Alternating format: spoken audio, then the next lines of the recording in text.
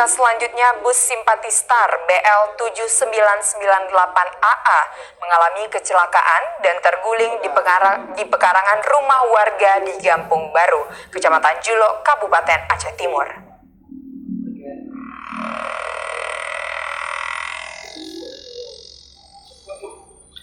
Kasat Lantas Polres Aceh Timur Ibtu Ridian Handayani melalui petugas Lantas Juluk Boy mengatakan kecelakaan tunggal tersebut terjadi sekitar pukul 1 dini hari. Tidak ada korban jiwa dalam insiden ini.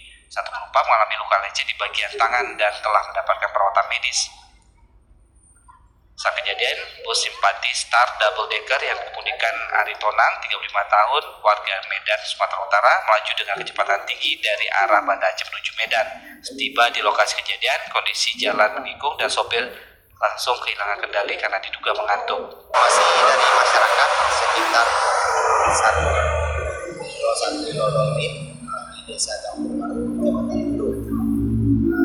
Jadi karena pada saat kejadian kondisi lagi ke arah Aceh dan setibanya di tikungan kehilangan kendali dan sempat menolak pada bagian samping kiri pada tembok kecamatan.